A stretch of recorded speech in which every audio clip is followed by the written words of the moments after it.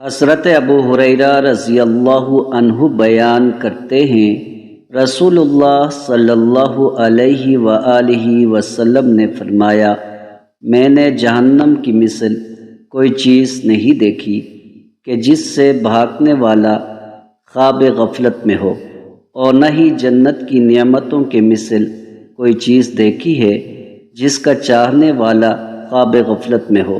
مشکوٰۃ المصابیح حدیث نمبر 5346۔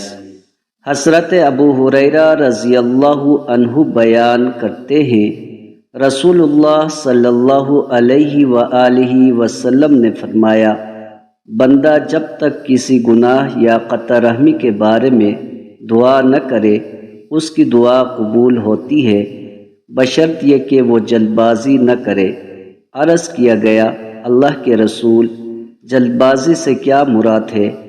آپ صلی اللہ علیہ وآلہ وسلم نے فرمایا، وہ کہتا ہے، میں تو بہت دعائیں کر چکا لیکن میری دعا قبول ہی نہیں ہوتی۔ اس صورتحال میں وہ مایوس ہو جاتا ہے اور دعا کرنا چھوڑ دیتا ہے۔ مشکوٰۃ المصابیح حدیث نمبر 2227۔ حضرت عبداللہ ابن عمر رضی اللہ عنہ بیان کرتے ہیں، رسول اللہ صلی اللہ علیہ وآلہ وسلم نے فرمایا، جب اللہ کسی قوم پر عذاب نازل کرتا ہے تو تمام لوگ اس عذاب کی لپیٹ میں آ جاتے ہیں، پھر وہ اپنے اپنے اعمال کے مطابق روز قیامت اٹھائے جائیں گے۔ مشکوٰۃ المصابیح حدیث نمبر 5344۔